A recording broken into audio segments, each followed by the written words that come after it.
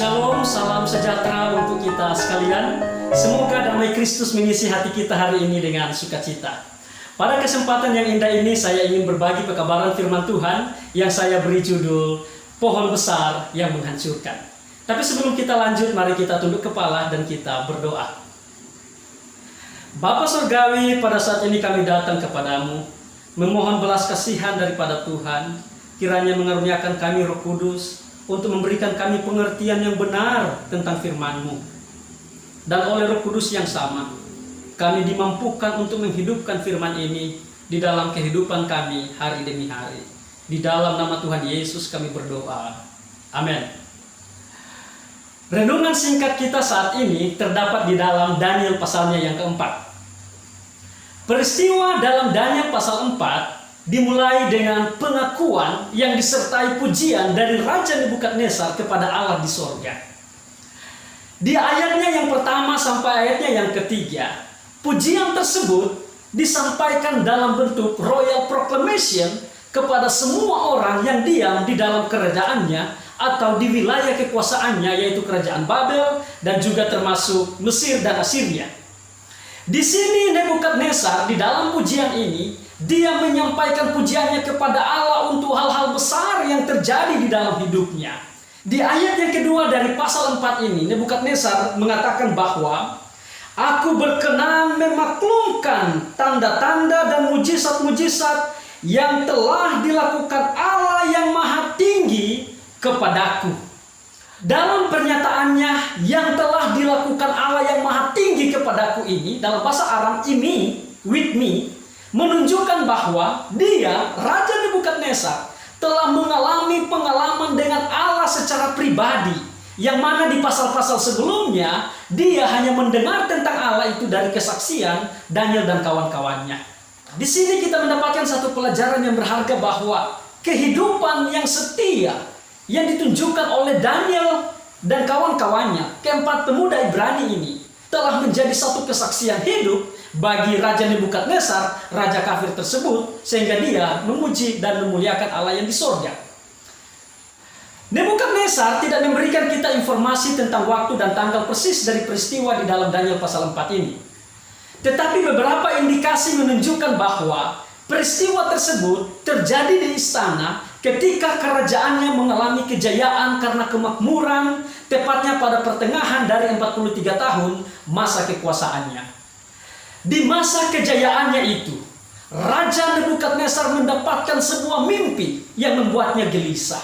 Ya, kita tahu Nebukadnezar adalah raja yang suka gelisah dengan mimpi, sebagaimana peristiwa sebelumnya di pasal 2. Di dalam kegelisahannya itu, seperti biasanya, raja memanggil semua orang yang bijaksana di Babel, yaitu orang-orang berilmu, ahli jampi, para kasdim, ahli nujum, untuk memberikan arti mimpi itu kepadanya.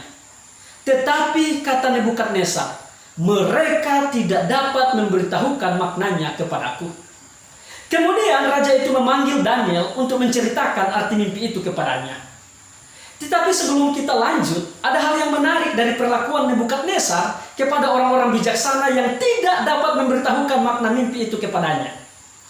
Di dalam Daniel pasal 2, ketika orang-orang pintar tidak dapat memberitahukan arti mimpi kepada Raja Nebukadnezar, dia dengan arogan memerintahkan untuk membunuh mereka semua. Tetapi di sini, di pasal 4 ini, kita tidak melihat ada perintah tersebut. Hal ini mengindikasikan dan menunjukkan kepada kita bahwa walaupun belum sempurna, tetapi ada perubahan di dalam tingkah laku Raja Nebukadnezar saat dia mulai mengenal dan bertemu dengan Allah secara pribadi. Hal ini menjadi satu pelajaran bagi kita. Jika kita ingin mengalami perbaikan di dalam tingkah laku kita, jika tingkah laku kita ingin dilembutkan oleh Tuhan, sering-seringlah bertemu dengan Tuhan secara pribadi. Jika dia Allah yang sanggup membuat perubahan di dalam diri raja yang kasar ini, di dalam diri Raja Nebukadnezar yang arogan ini, dia juga Allah yang sanggup akan menjadikan Anda menjadi seorang yang memiliki kehidupan yang lebih baik. Kita lanjut di ayatnya yang ke-10 sampai ayatnya yang ke-18. Nebukadnezar menceritakan mimpi tentang sebuah pohon yang memiliki gambaran positif. Tingginya menjangkau langit, besar, kuat, indah, buahnya berlimpah, dan menjadi sumber makanan bagi burung-burung dan binatang-binatang di padang. Apakah arti dari pohon tersebut? Alkitab sering menggunakan pohon sebagai simbol orang benar. Di dalam Mazmur pasal 1 ayat 3 misalnya, orang benar itu digambarkan seperti pohon yang ditanam di tepi aliran air, yang menghasilkan buahnya pada musimnya, dan yang tidak layu daunnya. Apa saja yang diperbuatnya berhasil, kata firman Tuhan. Juga kita bisa lihat di dalam Mazmur pasal 92 ayatnya yang ke-13, orang-orang benar akan bertunas seperti pohon korma, akan tumbuh subur seperti pohon aras di Libanon, kata pemazmur. Tetapi masalahnya adalah di dalam kitab nabi-nabi, seperti di dalam kitab Nabi Yesaya pasal 2 ayat 12 dan 13, pohon yang menjulang tinggi dan besar adalah simbol dari kesombongan. Nabi Yeskiel menggambarkan kesombongan orang Mesopotamia dengan pohon yang tinggi. Yeskiel pasal 31 ayat 3 sampai 10, saudara-saudara boleh baca di sana. Juga pemazmur menggambarkan kesombongan orang fasik seperti pohon aras Libanon yang mekar. Dan di ayatnya yang ke-22 dari kitab Daniel pasal 4 ini, Daniel menunjuk Nebukadnezar sebagai pohon tersebut. Pohon besar, pohon yang tinggi, yang kuat, yang memiliki pengertian kesombongan. Di dalam ayat 28 sampai ayat 30 dari Daniel pasal 4, setahun setelah Daniel memberitahukan arti mimpi kepada Raja Nebukadnezar, raja itu mulai menyombongkan dirinya. Memang ekspresi kesombongan Nebukadnezar ini beralasan. Kenapa? Oleh karena Babel di bawah kekuasaannya berada di puncak kejayaan, memiliki kekuatan militer yang disegani, dan secara geografis ia sudah menguasai daerah yang sangat besar.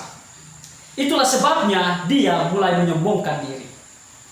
Dalam keadaannya yang sombong, dia mendengar suara dari langit. Kepadamu dinyatakan, ya Raja Nebukadnezar, bahwa kerajaan telah beralih daripadamu.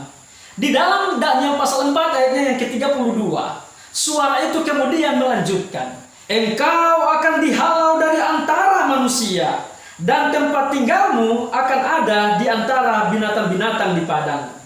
Kepadamu akan diberikan makanan rumput seperti kepada lembu, dan demikianlah akan berlaku atasmu sampai 7 masa berlalu, hingga engkau mengakui bahwa Yang Maha Tinggi berkuasa atas kerajaan manusia dan memberikannya kepada siapa yang dikehendakinya.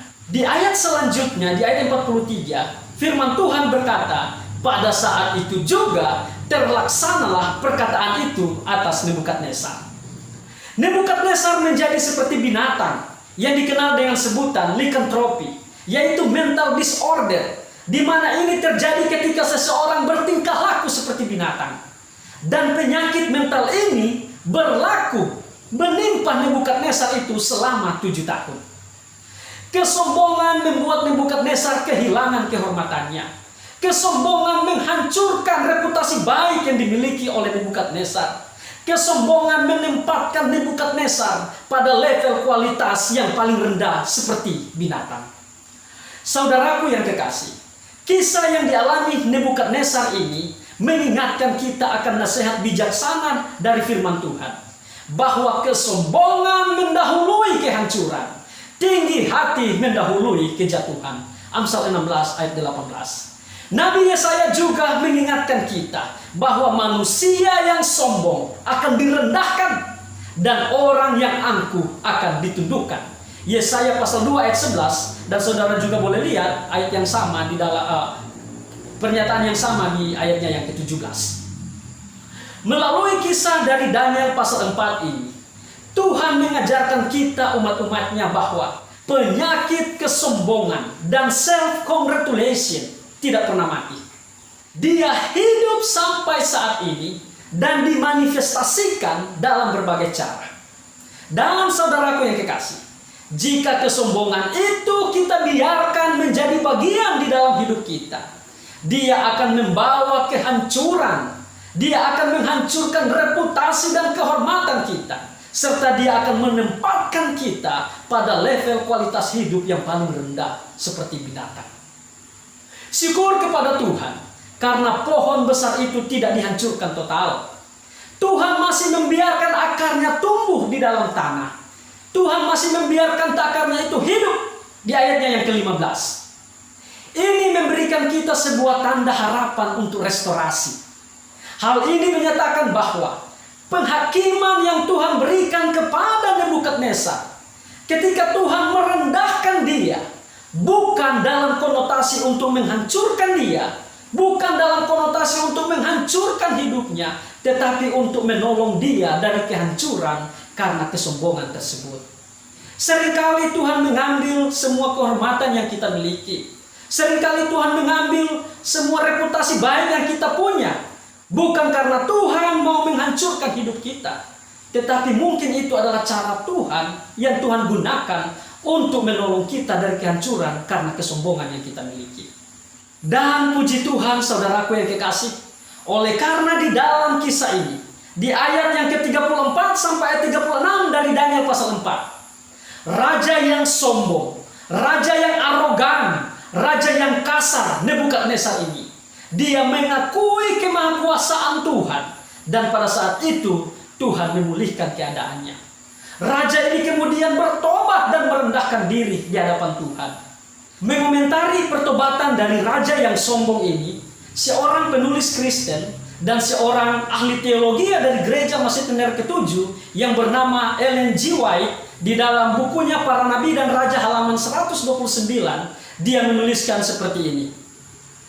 Raja yang tadinya sombong telah menjadi seorang anak Allah yang rendah hati. Yang tadinya tangan besi, raja yang sombong kini menjadi raja yang bijaksana dan sabar. Ia yang pernah menyangkal dan menghina Allah yang di surga, kini mengakui kuasa yang maha tinggi dan dengan sungguh-sungguh berusaha meningkatkan rasa takut akan Tuhan dan kebahagiaan rakyatnya. Pernyataan secara umum ini, di mana Nebukadnezar mengakui kemurahan dan kebaikan serta kemahakuasaan Allah, adalah tindakan yang terakhir dalam kehidupannya yang tercatat dalam sejarah yang suci. Puji Tuhan, saudaraku yang kekasih, raja ini bertobat, raja ini dimenangkan bagi Tuhan. Tindakan yang Tuhan buat di dalam merendahkan raja ini menjadikan dia sebagai seorang anak Allah yang bertobat. Raja yang sombong kemudian menjadi anak Allah yang rendah hati. Semoga kisah raja yang sombong ini menjadi pelajaran yang sangat berharga dalam kehidupan kita anak-anak Tuhan, agar kita menjadi anak-anak Allah yang boleh berjalan dengan kerendahan hati di dalam kehidupan kita hari ini dan seterusnya. Tuhan memberkati firman-Nya dan engkau diberkati.